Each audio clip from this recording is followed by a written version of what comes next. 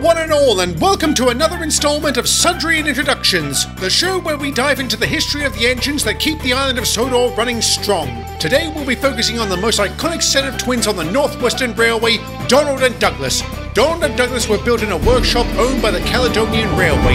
They were constructed with the same plans and felt a strong brotherly connection between them once they were fired up for the first time. After they received their numbers, the two engines set out to start work. The pair were inseparable. They mostly ran double headers to help compensate for the heavier goods and passenger trains, but they were invaluable during the winter seasons. With a workers' coach between their tenders and snowplow strapped to their fronts, Donald and Douglas set to work clearing the line and rescuing any engines that found themselves in a sticky situation. Donald and Douglas were quite the reliable team.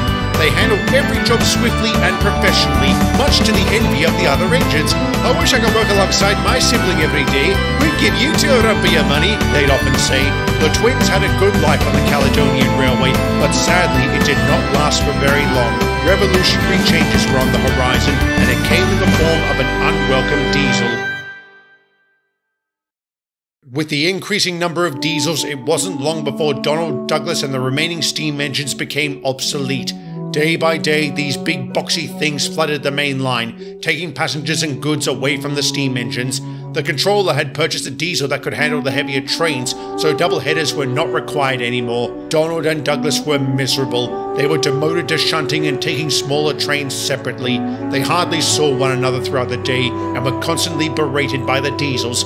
Before long, even these jobs were stripped away from them, and they became very familiar with the rear of the sheds. Donald and Douglas's crew felt sorry for them. Even after they were retired to the sheds, the men came in every day to keep them company. They chatted with the twins about current events, were cleaned and polished, and were checked over regularly to ensure they were ready to go at a moment's notice. "You never know when those old buzz boxes will break down," the men would say. "Aye, and when that time comes, we want you two to be the best looking engines on the line." These words of encouragement kept their spirits high, but as days turned to weeks and weeks to months, the twins weren't so sure that day would come. Soon their crews came in with very serious looks on their faces.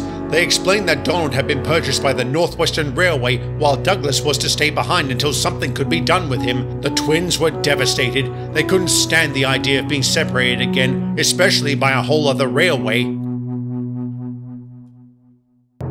"Well, that's sulking and listen up," one of the men snapped. "We're getting you both out of here and you're going to that railway together."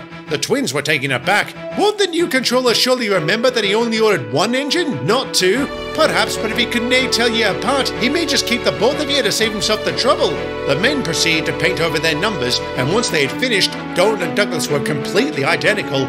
"From this point forward, you will only go by your names. Your previous numbers will no longer define who you are. We will do everything in our power to keep you lads safe." All right, enough with the sentimentals. That was only phase 1. Let's talk about phase 2. The plan is to travel at night. This will allow you two to stay under the radar and keep as many eyes off you as possible, they explained. "Aye, we heard that scumbag of a boss will be taking a business trip to another workshop to find a replacement for Donald.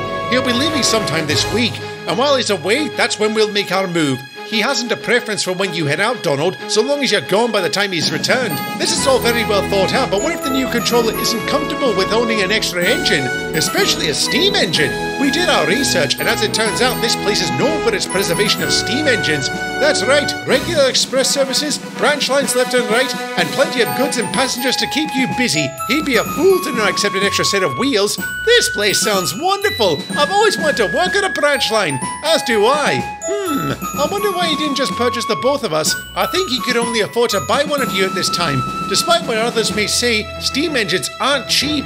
We had considered going along with Donald to convince the man in charge to purchase you sometime in the future when he had the funds available, but who knows how long that could have taken. We're working on borrowed time here." The men hung around for a while before heading home. The twins were excited. They spent most of the night talking about their new home and went to sleep grateful for their second chance on a new railway.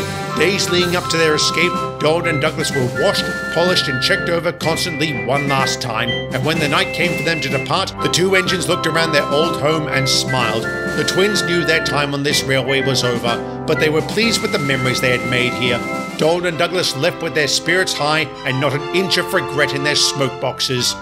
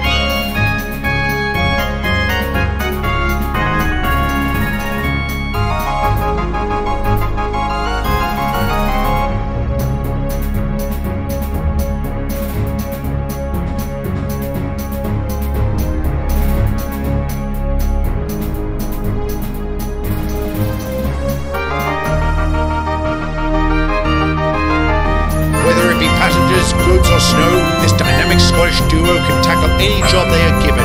They may not always see eye to eye, as most brothers don't, but at the end of the day, Don and Douglas still care for each other and the family they've made on the island of Sodor. That's all for today, folks. Join us next time when we discuss another engine on Sudrian introductions. Thank you for watching.